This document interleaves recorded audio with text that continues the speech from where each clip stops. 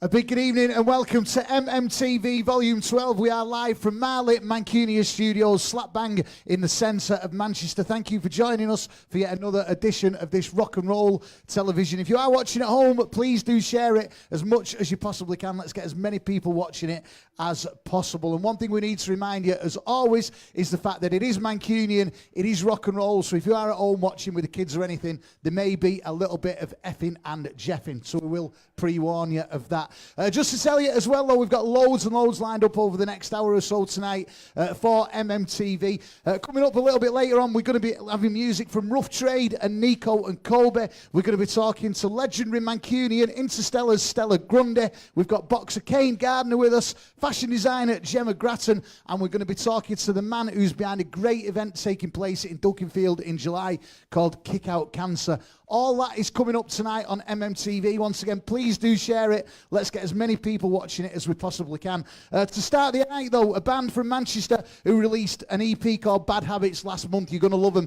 This is No Vacancies.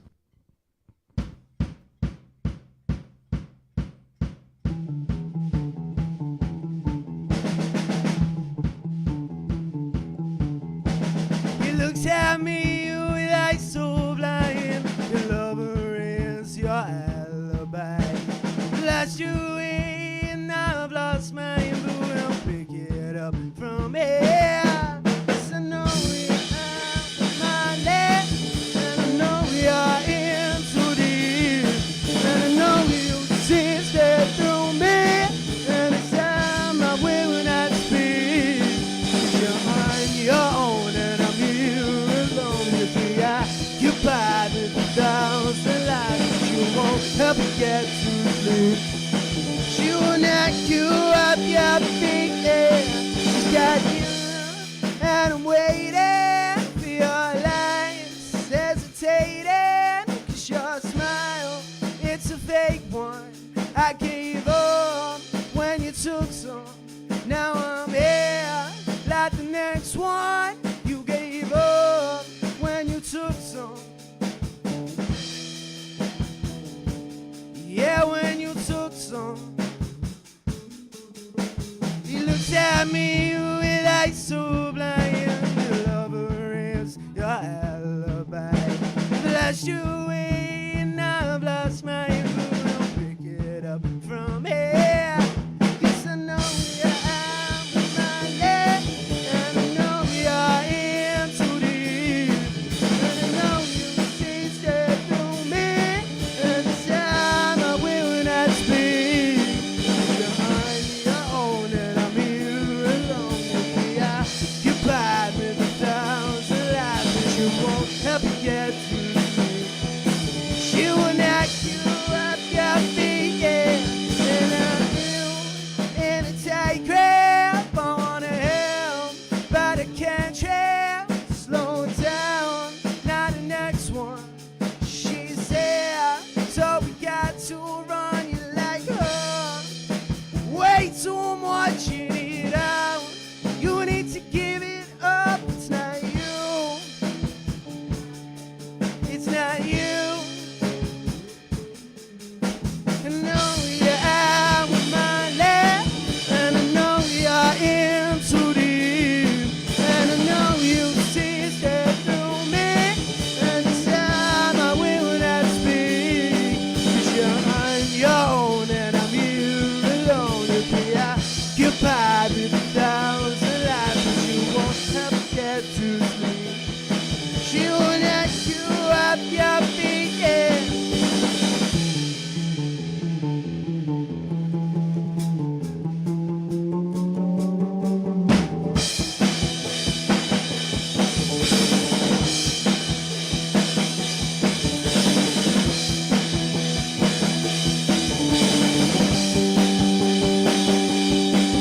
I know we are my left.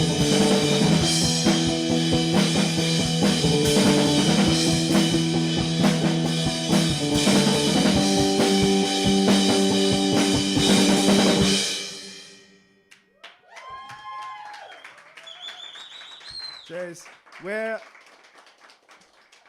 We're No Vacancies, originally from Birmingham, if you didn't already guess. Moved up here 12 months ago. This is the next song, Bad Habits.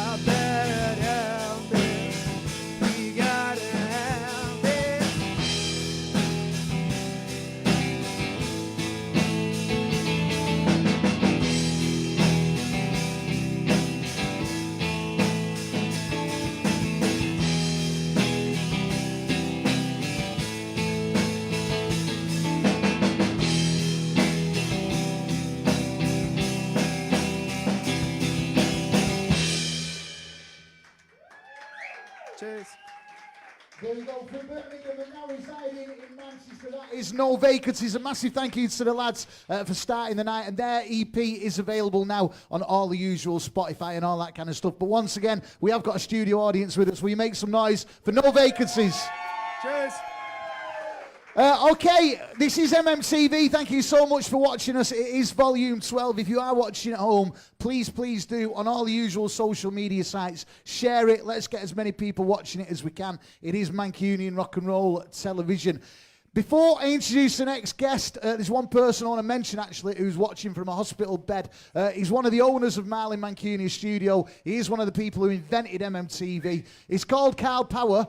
Notoriously, he's known better in Manchester as Fat Neck, but he is watching tonight from his hospital bed, so we're thinking of you, Carl, man, yeah? Get better soon. Okay, next up, we'd like to have a little chat with us, one of the more familiar female faces in the history of Manchester. She's a singer, she's a songwriter, she's a playwright, she's an actor. She is from Stella. Please welcome Stella Grundy.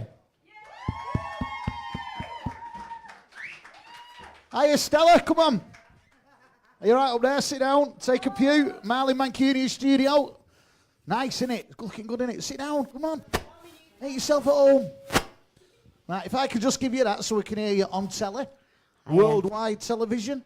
Hi. How are you doing? You all right? Yeah, I'm good, thank you. You get yourself comfy. Listen, before we crack on, I want to talk about Interstellar and what you're up to and all that kind of stuff. Let's go back to the early days. Tell us about your childhood. Where did you grow up?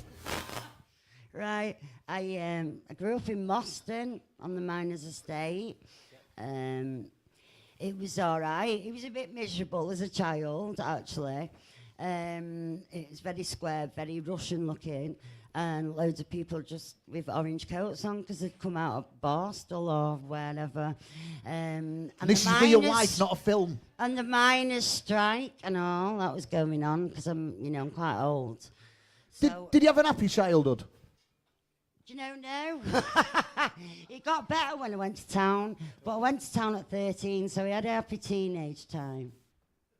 I was just going to say that. You started being very creative and getting into music at quite a young age. At the age of 13, which is very, very young, when most people will be like nicking bikes and stuff like that, you were writing songs. What got you into music at such an early age?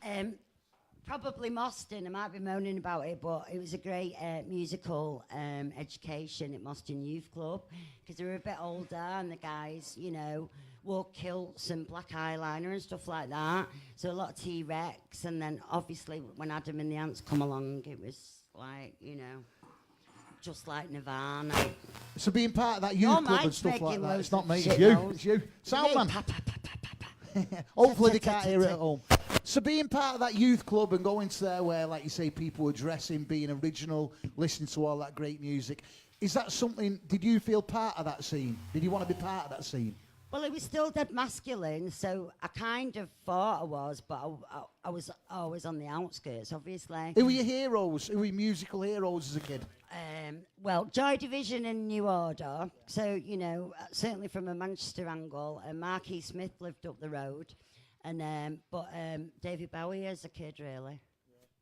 So you were doing that at a very, very early age. Then in 1991, you formed iconic Manchester band Interstellar. You'd done a couple of projects before. You got signed to MCA. You released the album Interstellar and the Family of People. What was life like at that point when you'd gone from a kid from Moston being into music to all of a sudden being part of a band that everyone in Manchester was recognising? I don't know, was there? Yeah, they were. I remember having a brilliant time in Strawberry Studios. And then going to London and going in studios with other producers who were a bit freaky and wacky. There was a lot of drugs taken. We seemed to always work at night. And people like Martin Moscrop do about 15 mixes, and then you have to decide in the morning when you can't fucking see. Sorry, you're not supposed to swear. I did warn the viewers at home there might be a bit of effing and jeffing, so you're all right. So it was dead good fun, but it was a slog, and we all made it hard for ourselves. I don't know what, It must have been a great scene to be part of, because probably at the time there weren't a lot of women involved in that scene, was there?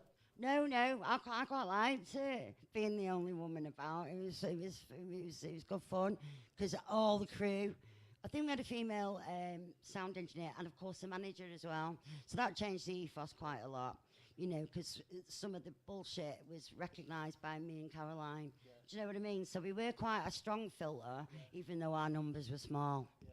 I think people got to know, obviously, Rowetta in the Mondays, Gillian in New Order, and yourself and Interstellar. So you've got the album out. Interstellar are doing really well. You were quite a, integral band in the Manchester scene. And then a few years into that, if you don't mind me bringing it up, you had a bit of an accident. What happened? I don't know. On Wikipedia, you had a motorcycle crash. Johnny J reckoned that I scarred myself intentionally to get more press.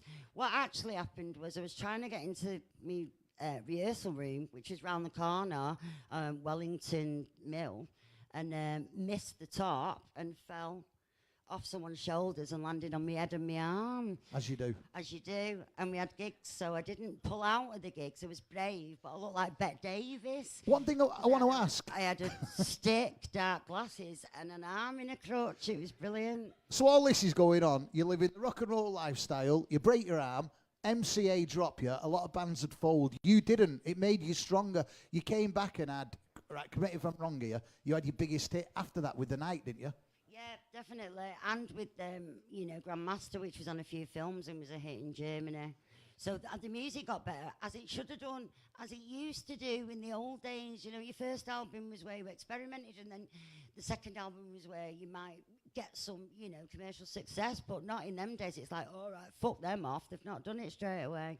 They thought I was a female Shawn Ryder, and they got it really wrong. I wonder why they thought that. Do you know, I was combative at the time, but I don't think that it was fair to just, Do you know the one thing, though? Manchester can be a mill round your neck. Joking aside, though, the Sometimes. thing is, you had the accident. When you had the accident, MCA dropped you, and it would have been easy to say, right, bollocks this, stuff the band, but you didn't.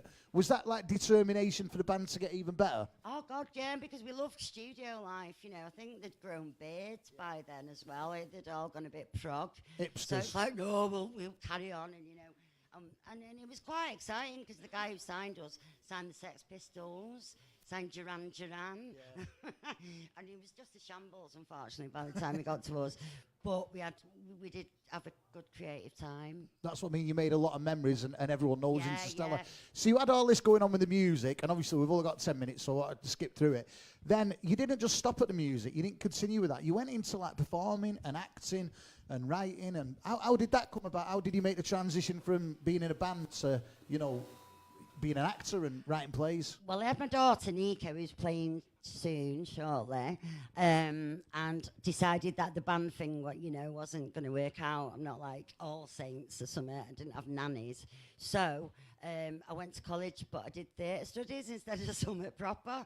And then I just started writing plays, and then I started writing stuff that I could be in. And I suppose my biggest play firstly was the Nico play, and then I did Rise and Fall of Novels Down, which is kind of based on the stuff I went through with Interstellar. I was going to ask you that, because obviously you did a lot of playwrights and stuff like that, but the one that I always recognise you for is the Rise and Fall of a Northern Star. Is that a bit of a biog of yourself and your own life? Or? Oh, absolutely, but with no names, no pack. What made you decide to do that? Did you feel it was just a good story, or did you do it for your own benefit? I had some songs, and I knew I didn't want to just reform a band and try and do gigs, because nobody would want to come and see it. But I thought, if I'm doing something that's like a play with songs, I've got 2 audiences to go for. And it worked, and it was a platform to do the songs originally, but then the story became more and more important, and it was like a proper play in the end. Multimedia with jar wobble and stuff like that. A lot of bands at that time had the few years where they were big and knocked it on the head, but you really never stopped working, did you? You just mentioned then, after doing the playwrights and stuff like that, you did the album with Jar Wobble. How did that come about? Because I asked him if he'd do it. And he said, yeah. It was really random as stuff is. He had my photograph taken at some music shop in Altrincham. And how long ago was this? About 2013 or something like that. And then I told him about this play I was writing, and he was doing a bit of acting himself, so he did some improvisation, and he was hilarious. Filmed him doing that, cut him into the play, and then he played bass on a few tunes, and I paid him £2.50. Oh, 250 quid for 4 tracks. See, that's good for a pretty iconic person like himself, innit, really? You know what I mean? Yeah. And then the next one he did for now, because we'd done a dubby version, and it was a brilliant album. Unfortunately, the producer fell out with, so I've kind of walked away from it. I won't say anything else because I think there's some people who know him in here. Let's move on then. Let's quickly move on. Come on. We don't want to be getting done. So you did that, right? So that was up to 2013. Like I say, you'd really, really kept active with the Interstellar stuff, with the acting, with the playwriting, with the stuff with Jar Wobble. That took us up to what, 4 or 5 years ago? What have you been doing for the last 4 or 5 years? Well, no, it took me a bit further than that because obviously things What have you been doing for the last 3 or 4 years? Ages in this town.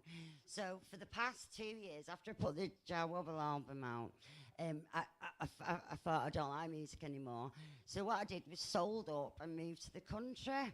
So I've been doing a lot of painting, doing house renovations. I'm actually restoring the stone floor at the moment, writing tunes and supporting my daughter because shock, horror, and I was horrified at first. She decided she's not going to be an astronautical engineer and therefore I can't retire. There's probably enough of them in Manchester. Don't need any more. She's a wonderful singer and a wonderful songwriter, but she's really taken an interest in music. She's going to be playing live for us in a bit, and I'd never seen her before, but just in sound check, she sounds absolutely amazing. Yeah. And she looks like a young Joss Stone, doesn't she? No. Well, that's what I thought, anyway. Looked Sorry. She's That's so just what I much thought. nicer than that. That's it. Where's she going? I'm off. Sit down. Come on. Give me pants. Right, so you've, like I say, we've gone on. We've spoken about your life as quick as we possibly can. We don't have too long. What's next for Stella Grundy? Suing people. No, I'm joking.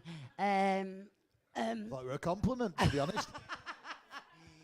I'm writing something. I've got a really good story, but I want to do it in a different way this time. I'd like it to be multimedia, but I think I'm really drawn to just the written word and publishing something which I've not done before, and it'd be cheaper than putting a play on. But I'm looking to collaborate with someone on that, and I'm going to support Nico and get him to live in Todmorden with all the odds. Odmedin. Yeah, Odmedin. No offence to anyone. No offence to anyone. It's a lovely place. I'm actually in Cornham. But no. No, it is. It's a lovely place, Soberdin. It used to be a great chip in it. It's shut down now. It has, honestly, true story. Everything's shut down, but other things are opening up. Yeah. It's time. This is what I love about this cafe. It's young kids coming through. It's not all about looking back and what Manchester used to do. I mean, I've been guilty of that when we played, but all my work's new to me. We speak about that a lot on MMTV because, you know, we do have a lot of young bands on. We support new music. And I feel, as someone who's worked on the scene for over 20 years now, the music scene in Manchester, it's always been great. But at the moment, I feel it's stronger than it has been for years. Yeah, we're sort of listening to new stuff more, aren't we? And there's people coming from the woodwork. I think tonight each turn is completely different from each other, which is great. And nothing sounds like Oasis or you know, them other lot from Sheffield. They're all being a lot more creative. Yeah, well, it's from all sorts, you know. Soberdin's in Yorkshire. No, I'm Yorkshire. It's weird watching the news about Yorkshire. I'm like that. And Bob Greaves is alive and well and presenting the news. Where's for he just come Yorkshire from, Bob TV. Greaves? Is he he here? He's But back. why has he been brought up? Why has Bob Greaves been brought up? I don't know. I'm a certain age.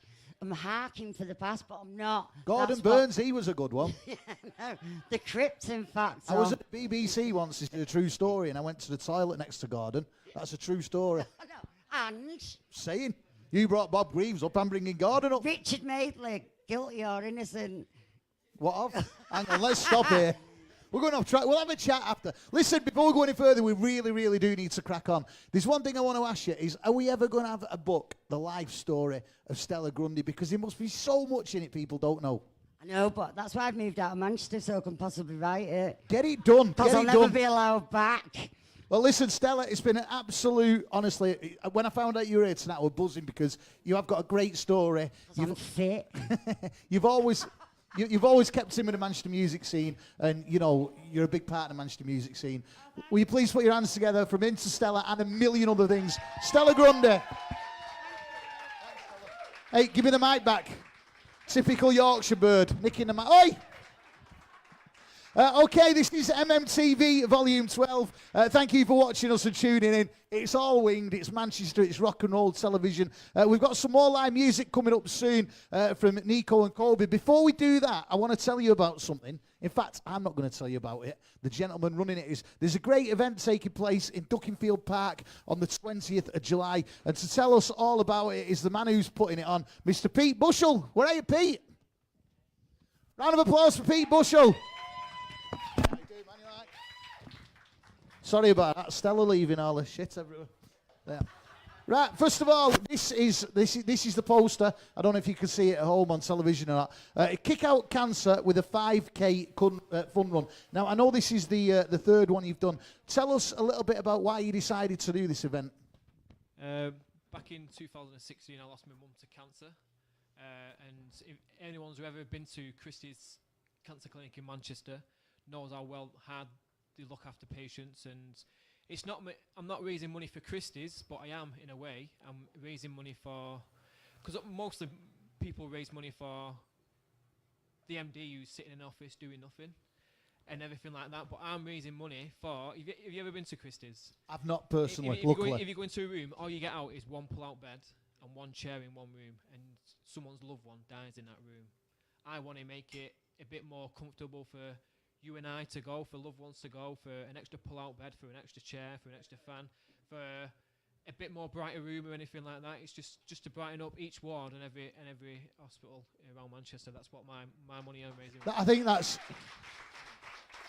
We hadn't really spoke before tonight, and I think what you're doing is pretty amazing because, you know, it is easy to raise a load. Well, no, it's not easy, but you can raise a load of money for a charity and give it to them. But you've got a vision of what you want to do with this money. Yeah, of course I do. It's just, you see charities all the time, but they always go to Facebook and direct to the charity. I said personally to a girl called Jennifer Kent at Christie's that I wanted to specifically for equipment and the rooms and the walls and everything like that, because some of them nurses and doctors, they work 16, 18-hour shifts, and all they do is smile every day, if you know what I mean. And the people upstairs make 75 to 120k per year, and the one down there earning 15k with 2 kids. And I spoke to a woman, an African woman who came over here, and she's got 2 kids, and she looked after her mum until she died, if you know what I mean. It's just stuff like that. And she was on, I don't know how much she was on, but she was on probably minimum wage. So when people are coming to your events, you know, if I came to your event and donated money, I'd know what it's going to. It's going to buy such a thing, do such a room, rather than go to, like you say, a top boss's wage. Yeah, it's going directly for equipment and everything. We do. It's always called Kick Out Cancer. It's like next year I've got a massive event one, what I'll speak to you about. Come on, next year. Tell us about that next year. Last year I did a football charity event at Hyde United Football Stadium. I had celebrity footballs like John Macken, Frank Sinclair and everything come down on the day and everything and playing a football match, and we raised just over $4,500 last time. So amazing, isn't it? Just just in one day. So So you've done that for the last couple of years. You've got one this year. It's Kick Out Cancer 5K Fun Run. Tell us what's going on this year, the 20th of July at Duckingfield Park. What's going on? This year it's a bit more different. Everyone can get involved. It's a 5K fun run, jog or walk. And on the day, Anton and the rest of Malin Mancunian have got involved. And surprise, we've got the backhanders and the amazing Ruff Trade. I've seen them in Manchester, and they are really Ruff Trade are going to be on a little bit later on. I've got a lot of people saying they can't wait to come just for them. I've been following them for a long time. They're really I'm just looking now. Obviously, it's a 5K fun run. You've got a great lineup as well. The backhanders, Ruff Trade, Black Sonic Revolver, Partisan, Kane and Abel, Mark Cully, and obviously a couple of DJs as well, Paul Easy and DJ Stu. If people want tickets for this or they want more information for it, what do they do? Yeah, get in touch with me or Anton. The Facebook page is Kick Out Cancer, or they can get in touch with Anton or me, Peter Bushell, at peter_bushell@hotmail.com, or visit the Twitter page at Kick Out Cancer 18, or the Facebook page Kick Out Cancer. If anybody's watching this at home and thinking, I'd really, really like to donate, I love what he's doing, but I can't make it down that day, is there any way they could donate without actually coming to the event? Yeah, we've got 2. We've got a Just Giving page, which is Kick Out Cancer 18. And we've got a PayPal account is kickoutcancer@outlook.com. It does look like an absolutely amazing event. The 20th of July at Duckerfield Park, Kick Out Cancer and 5K Fun Run. The team behind MMTV are going to be there as well. It's amazing what you're doing, raising money for obviously something that's close to a lot of people's hearts. Will you please put your hands together, Pete Bushell, and support his event, yeah?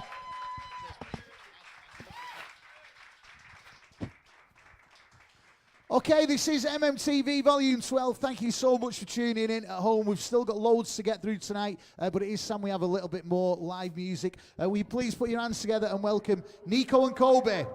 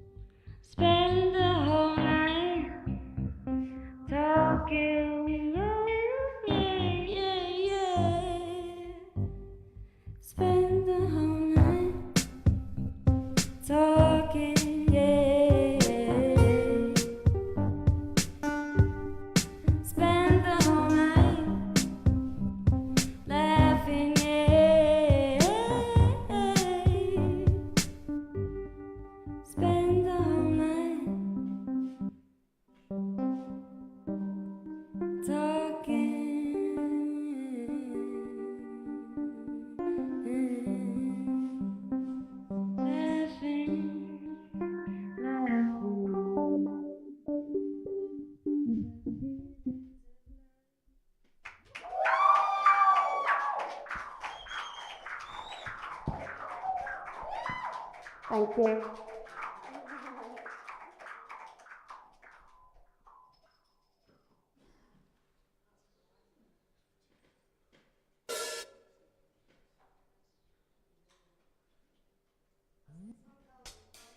This one's called Until You Fall Asleep, I think. Doesn't have a name yet.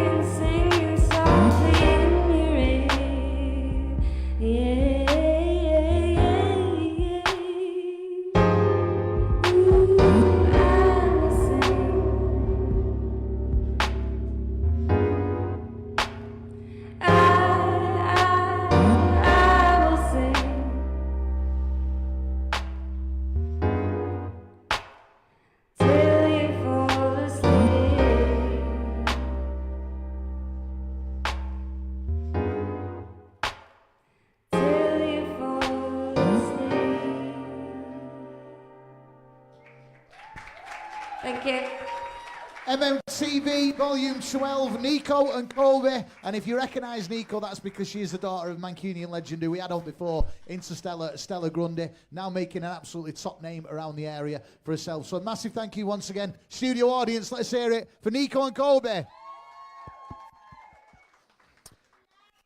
Okay, we have got some more live music to come a little bit later on with the absolutely amazing Ruff Trade, though. The next part of the show, we do mention sport. We talk about sport on every version of MMTV. We mention football, and one big sport we are heavily involved with is boxing. Our next guest, it is an absolute pleasure to welcome up the stage a great Mancunian boxer from this part of the world. Please make some noise for Mr. Kane Gardner. Sit down, pal. Take a seat. Hang on, I'm just wrecking the place here. Grab that belt. Companies. How you doing? You all right? Yeah, I'm good. You? Yeah, good, mate. Listen, cheers for joining us on MMTV tonight. First of all, right, now obviously you're from this part of the world. You grew up round here. You know, was it Beswick? Beswick, Grew up in yeah, Beswick. yeah. What was life growing up in Beswick like? What was it like for you? Yeah, it was alright. People will think it was quite rough, but it wasn't really. It was alright. Yeah, I had lots of mates and all that. Used to go out all the time. What got you into boxing? What made you decide as a kid that, like, right, you know, boxing was the route you wanted to take? Well, to be honest, it all started when I was 9 years of age. I just went down to my mate's house. His mum told me that he was down at the Hardwick Youth Club. So I went down there and then I seen all the lads. And he was all getting a leaflet off the main coach, Ian Harrison. So I thought, you know what, I'll have one. And I follow the crowd. Did you have a lot of mates or family at the time that were into boxing? Really, no. I didn't really know much about boxing. My distant cousin was Lloyd Hoonigan, like world champion from Jamaica.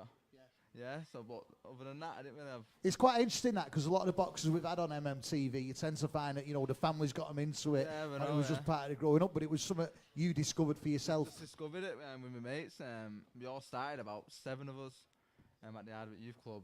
And then after a couple of months, they all just started dropping like flies, and I just carried on because I liked it. And then Was it something you found yourself like passionate about in a way that, you know, probably a bit of a cheesy question, but did it change your life in the way that you found, you know, how you were training and what you were eating? Did that, you know, become as part of it, or were it a case of you were just naturally good at it? yeah, I like the fact that it gave me discipline, and dedication. That's the word I was looking for, some sort of like discipline. Yeah, Do you find you had discipline in your life before then? Kind of, because kind of. My mum and dad was quite good at disciplining us, because I got 3 brothers, so I was quite good at disciplining us. But boxing just gave me that extra, you know, for school and all that. Yeah, got me out of trouble. I got you in it, one or the other. Yeah, one of them. So you were doing this, you were doing boxing, all that kind of stuff, and 2 years ago, in 2017, at the age of 21, am I right in saying? Yeah. That's when you became professional. What was the decision, you know, to make you turn professional? How did you decide to go from amateur to professional? Well, I had 90 amateur fights, and I thought I knew I wasn't going to get on GB, and that was the main goal, to get on GB. And one of my main goals was to box for England, and luckily enough I did box for England against Scotland, and I won. And then I had a couple of dodgy decisions after that, and I just thought, you know what, it's time to kick over and turn over, and then it's come from there. So since turning professional, check this out, studio audience, right?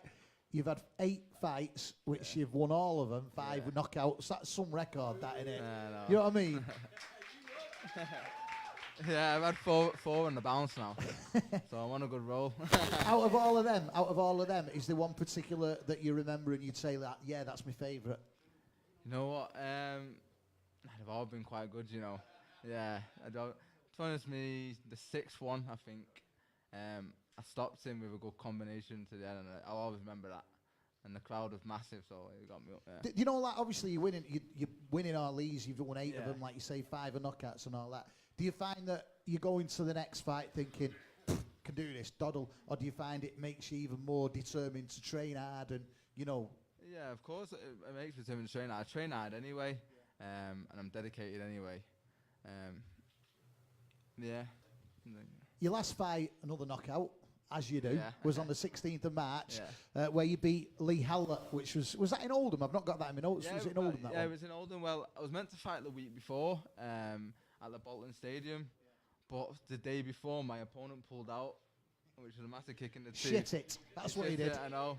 He boxed a week after as well. I was wounded, but he pulled out.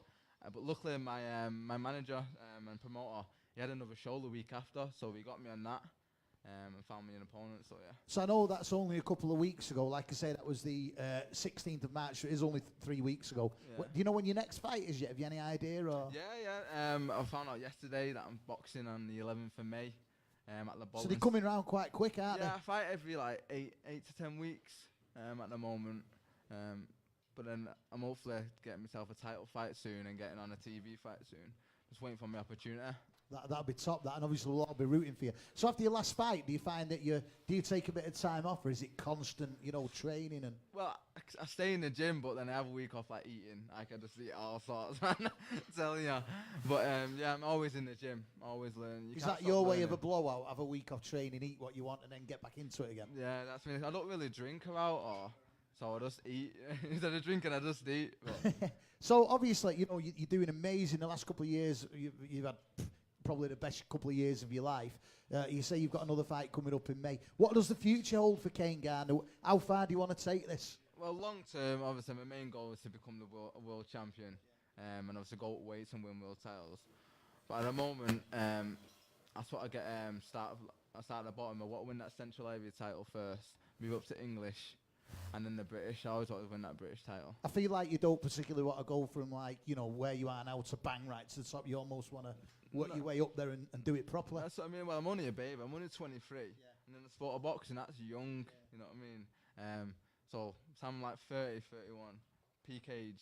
Then I want to be fighting for world titles then. Like I was saying before, listening to you, it was great because, like I say, when we've had boxers on, you tend to find that, you know, they've been influenced by the family, by the friends and all that kind of stuff. You've done it for yourself. Has there been anyone in your life that's kind of like been, you know, who's been the biggest influence on you?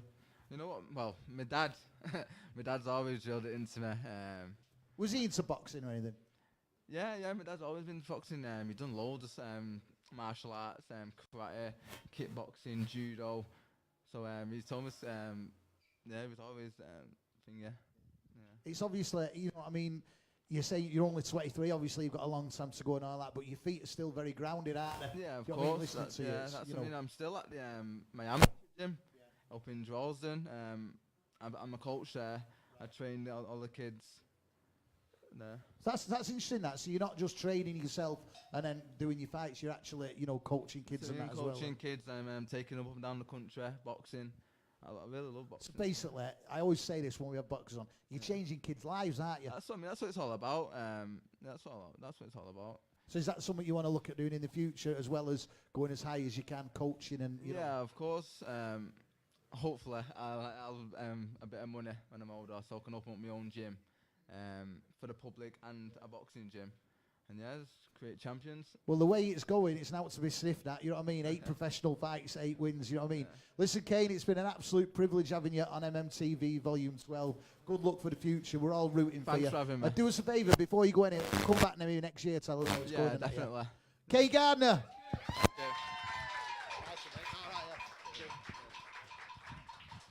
Okay, we have got some more live music coming up soon. First of all, though, if you're watching this from any other part in the world and you might think it's Manchester, they all wear hoodies, jeans and Adidas, well, believe you me, we have some proper top fashion people here as well. My next guest I'd like to introduce to you is a top Manchester fashion designer. Please welcome Gemma Gratton.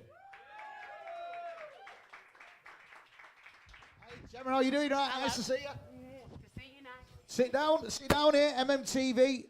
The posh bit of the studio. How's it going? All right? Very well, thank you. Right, listen, you were a bit of a last-minute guest, so first of all, thank you for coming joining us No at MTV. Tell us a little bit about yourself.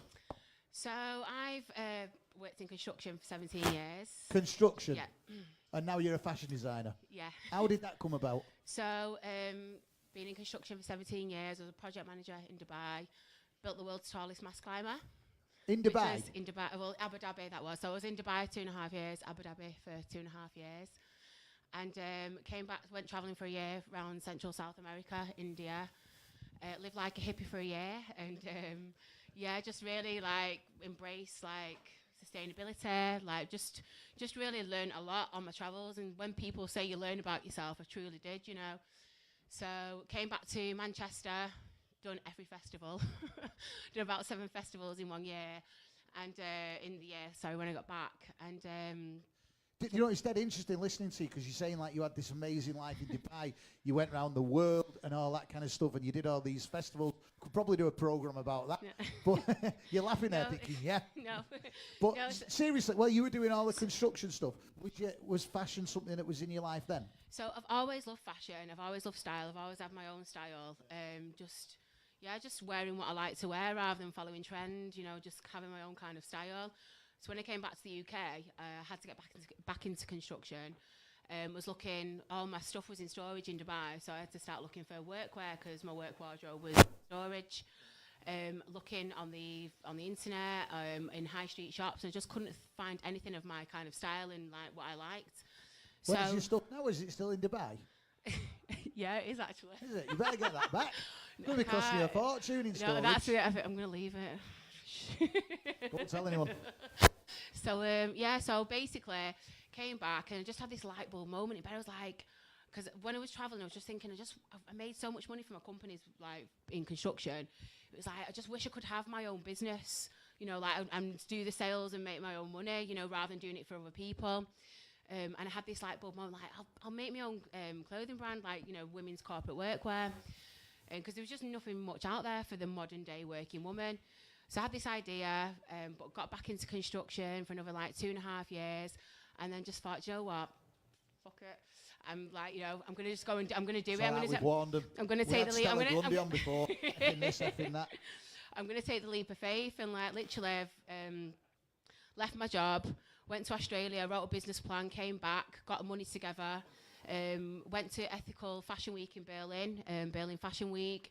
Met up with like Anthony Gilgar, like Monkey Jeans that I've got on now that I sell on the website, and then went to Southeast Asia straight after and spent 3 months over there researching the fast fashion factories, which were just absolutely disgusting, the way that they treat people. And whilst I was in Cambodia, is it as bad as you hear?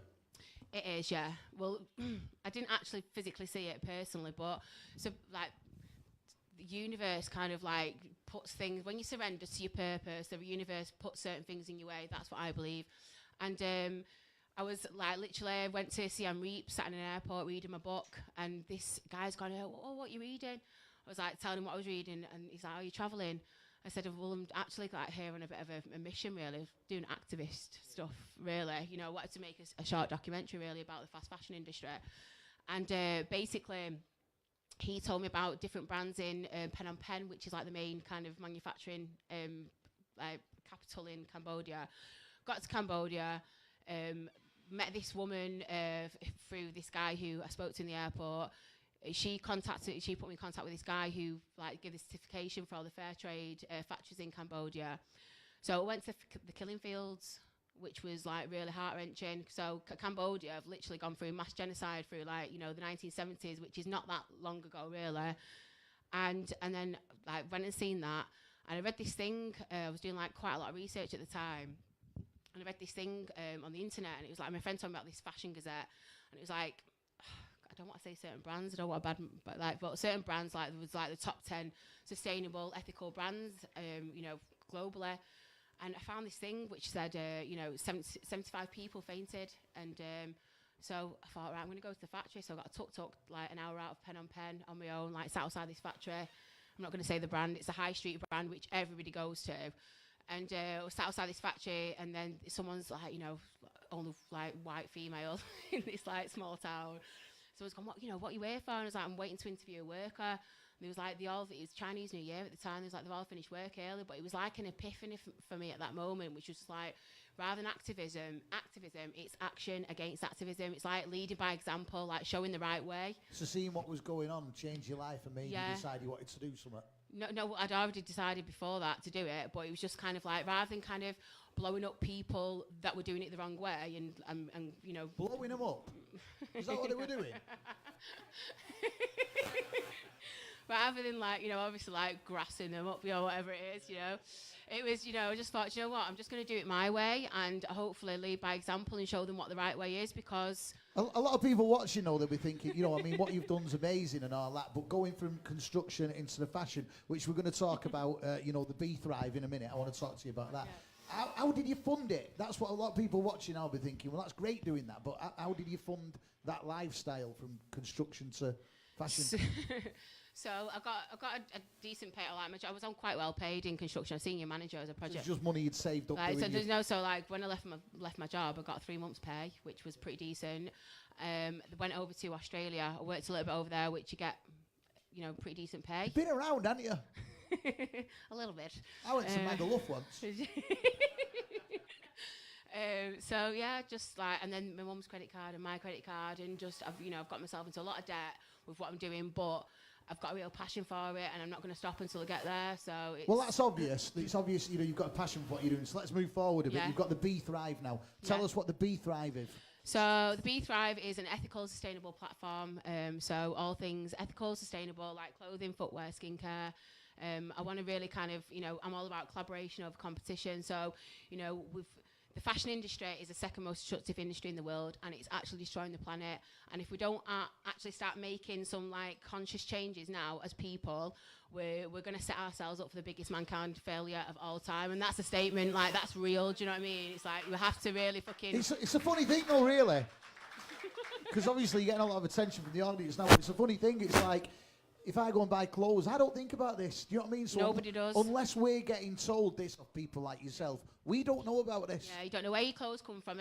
So going back to Cambodia, I don't want to kind of go on about it, but I emailed Fashion Revolution this one morning to meet up because they're the representative over there. And literally, they didn't get back to me. I've been visiting these factories this one day.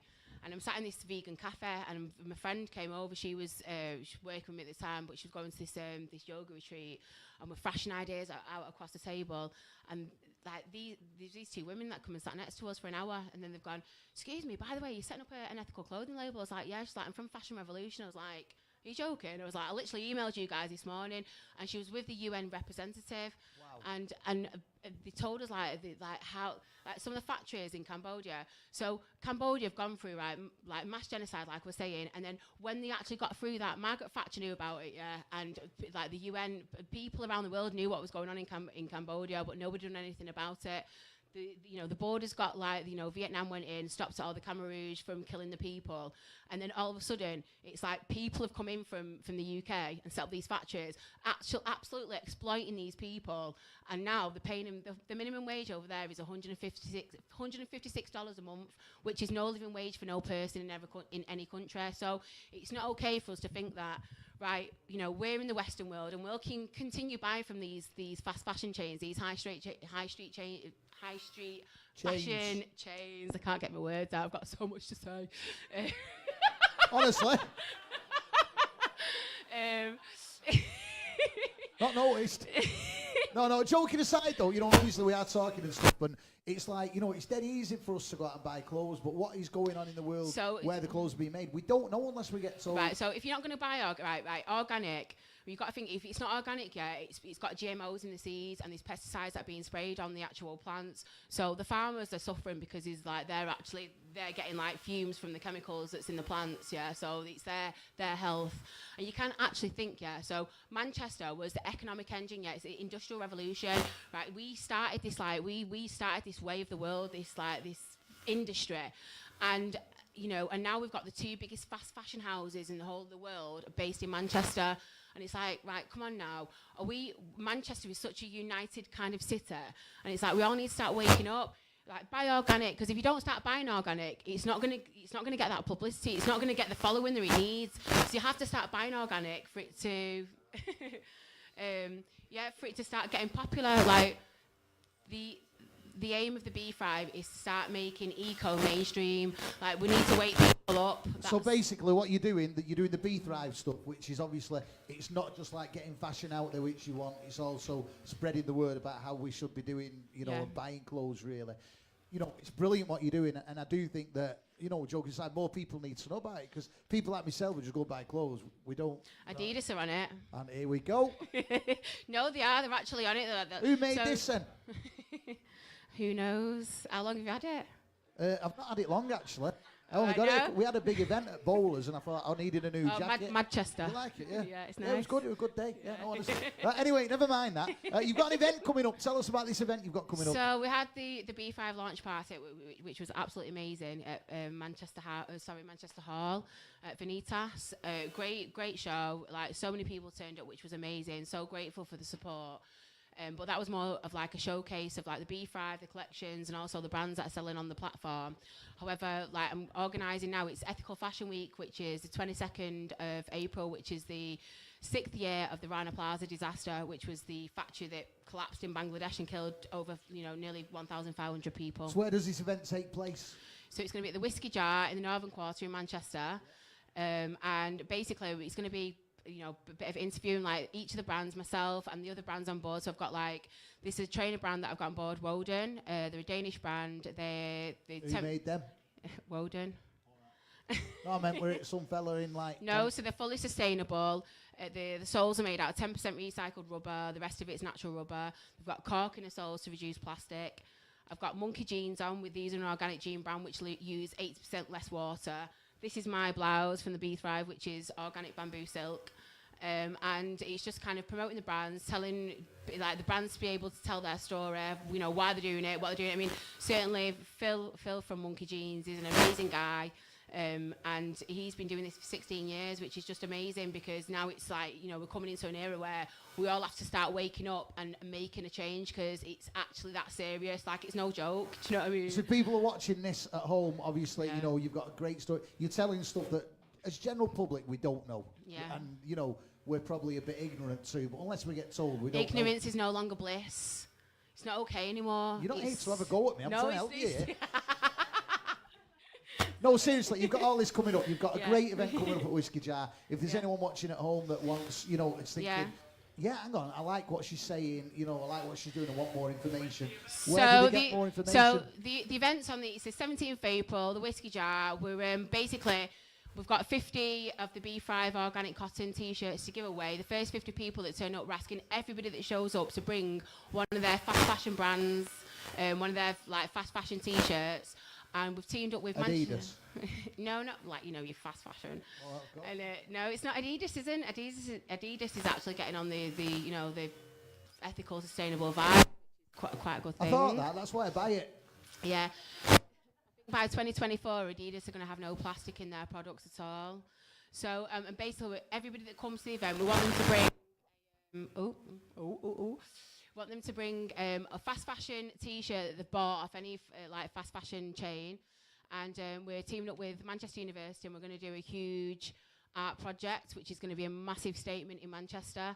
So yeah, that's kind of like, we want to kind of really, Manchester's the economic engine, and we really need to kind of like use it as a bit of a privilege to kind of like get the message out there, like, come on, let's start making change. Seriously, I think it is great what you're doing, and I know we're having a bit of a laugh and all that about it, but it is serious stuff, and really you've just got to watch the news and the television, and everyone's talking about, plastics and all that. We just have to look on the telly. So, I know we're having a laugh about it, but what you're doing is a very, very serious thing. And I think we probably do need more people like you doing it. So once again, you are from the Bee Thrive. Can people find that on the internet if you want more information? Yeah, so it's www.thebeethrive.com, or Twitter at the Bee Thrive, and Instagram at the Bee Thrive, Facebook at the Bee Thrive. Join the revolution, and just like, let's start pioneering and making a change. People from Manchester, we've got to do it. Woo! Gemma, it's been an absolute privilege, and honestly, when you came on tonight. When you came on tonight, obviously I knew we were going to talk about Bee Thrive and stuff, but seriously, what we're hearing about plastics in the sea and all that kind of stuff, we do need people like you telling us. So absolute respect for doing that. Can I say one more thing? Go on then. Right, so like one of the things, like, it's slave labour, isn't it? Right, does anybody know in here why President Lincoln's statue is in Manchester, in Lincoln Square? Anybody? Right, so way back when the Industrial Revolution was actually happening, there was all the slaves in America that was being used for cotton farming, and it was basically President Lincoln got in contact. It was only the people of northwest of England, Manchester, Preston, Liverpool, that come together, unified, and said that they wasn't receiving the cotton. It was the cotton famine, and they refused to have cotton from slaves, and they helped President Lincoln emancipate the slave trade, and that's why President Lincoln's statue is in Manchester, because it was a bit of a thank you to the people of Manchester to help support that kind of that movement. And it's like, there's people that are in jobs now in other countries, Cambodia, Southeast Asia, in India, whatever. We all need to wake up and start supporting what we actually believe in. It's not okay just because it's not in the forefront of our vision. We've got to support these people that are kind of actually being absolutely what's the word? Exploited. Absolutely exploited and being paid pittance for what they're doing. So, we've got to wake up. Well, seriously, like I say, and we're hearing about plastic and all that kind of stuff on the news. We do need to know more about it, and we need more people like you telling us what you're doing is absolutely amazing. Make sure you check out the website, the Bee Thrive, and of course that event you've got at the Whiskey Jar in April. Studio audience of MMTV, we make some noise. Gemma Gratton. Thank you.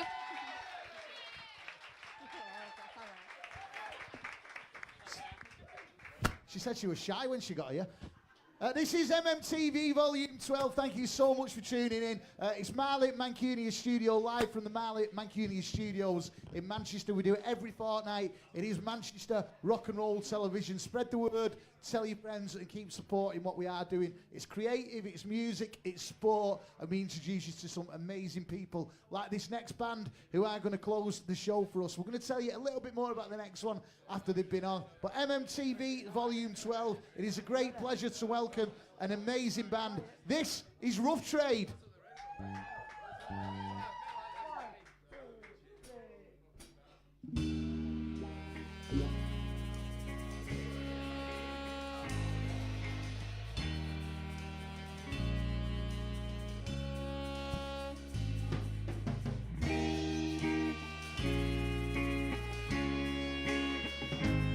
Have we got some keyboards if possible, soundboard?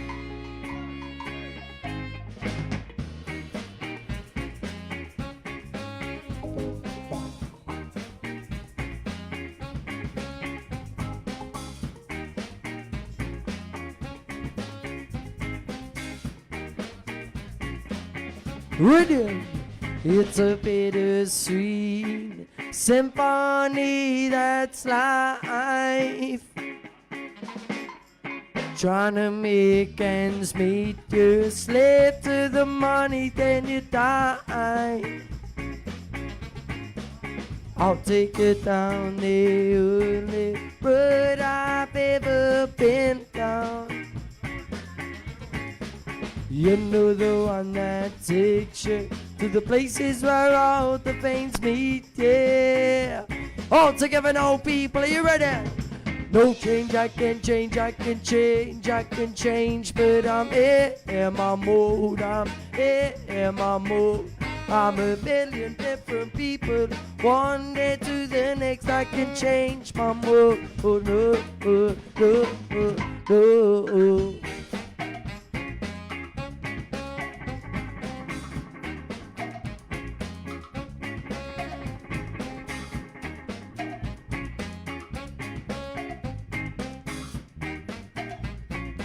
The boys, well I never pray, but tonight I'm on my knees, yeah.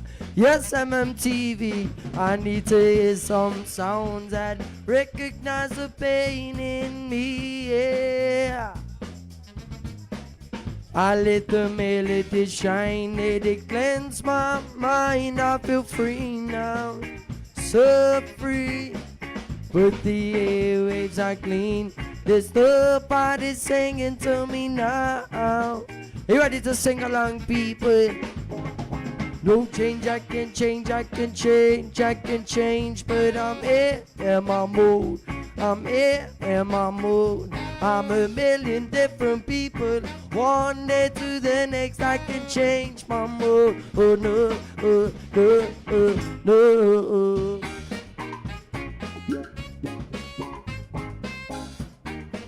Yes, people of MMTV, we are the Rubber Dub Sound.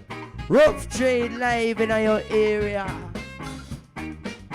Rhythm, it's a bittersweet symphony that's life. Trying to make ends meet, you're a slave to the money, then you die. Oh, I'll take it down the only road I have ever been down. You know the one that takes you to the places where all the veins meet, yeah. One more time now, people. Don't change, I can change, I can change, I can change, but I'm in my mood, I'm in my mood. I'm a million different people, one day to the next I can change my mood, oh no, no.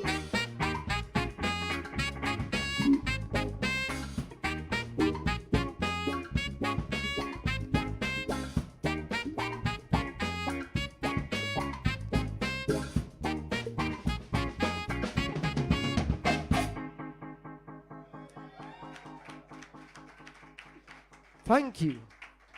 So we are Ruff Trade live in your area. This next tune is a original tune of ours called Good Thing. Have we got some keyboards yet?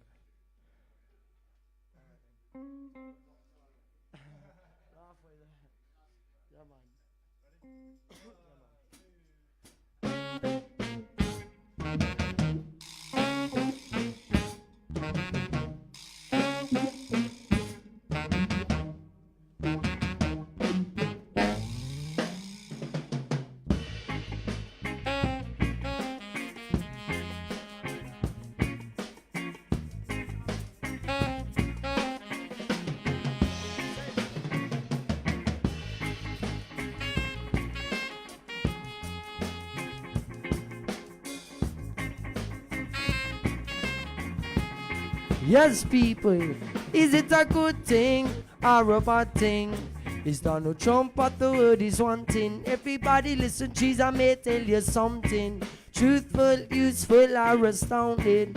Putin, him a bad man, a Putin. Him a lick you up if you try to shoot him down. Without reason, regardless of the season. Kim Jong-un the leader, trust me, believer. Is it a good thing or a bad thing? All leaders of the world are so interesting. Investing your money in their pension. They're enjoying life but causing so much destruction. Is it a good thing, a bad thing? Oh, we got 24-hour news feed. Whatever did we do before iPhone, smart TVs with the surveillance generation? Is everybody happy in this fake situation? A good thing or a bad thing? The post of operating is infecting the population and the youth that they're investing. Who knows what will happen? They're experimenting.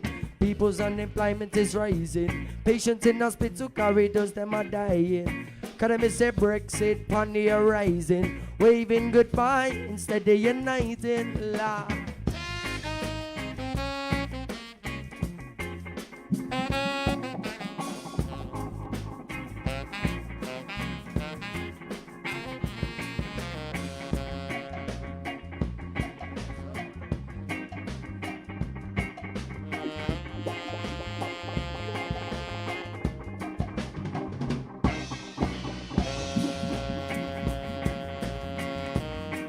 So yes, people, the lyrics are, is it a good thing or a bad thing? Sing along with me. Here we go. Rhythm, is it a good thing or a bad thing?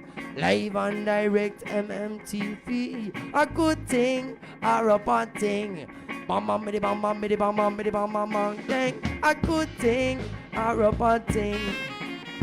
Oh Lord, is it a good thing or a bad thing? Rhythm. Like I said, me no wanna see fussing and fighting. Me just wanna see the people uniting. Me no wanna see violence and crime. Just want to see people's laughter and smile. Me no wanna see fussing and fighting. Me just wanna see the people uniting. Me no wanna see violence and crime. Just want to see people's laughter and smile. Good thing or a bad thing? People of the MMTV, good thing or a bad thing? Well, Lord, hey, is it a good thing or a bad thing? Live and direct at MMTV, a good thing or a bad thing? Yeah, man.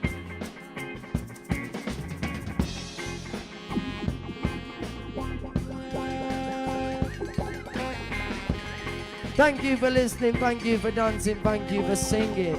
Rhythm! So I want to try something now, people in the studio. Repeat after me. And let me hear you say, eh oh. Eh oh. The boys. Eh oh. Yeah, man. Some give me a little sound now.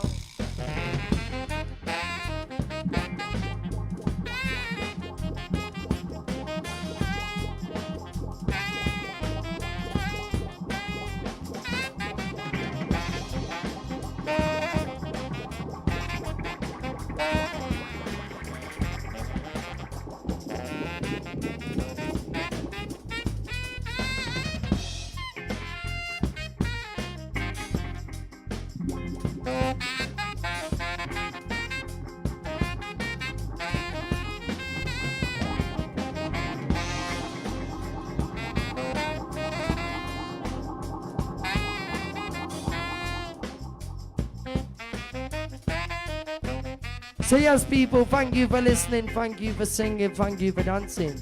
We are the rubber dub sound, we make the crowd get around. See you later, people. Yeah, man.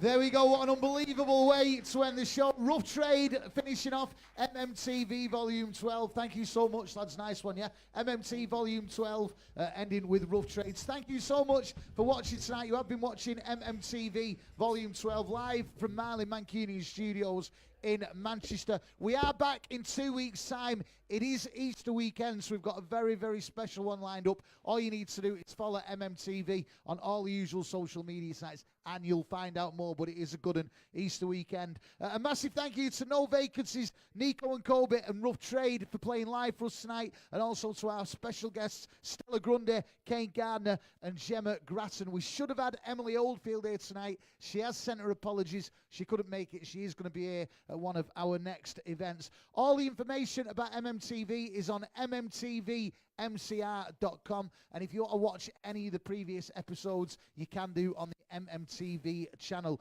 A massive thank you to Jordan, our sound engineer, Anton and Fatneck for putting the thing together, and of course Georgina for sorting out all of the events and stuff. Please share this. It's Manchester Television. We make it for you, and we'll see you back here in 2 weeks' time. I've been Dave Sweetmore. Thank you for watching MMTV Volume 12. Good night.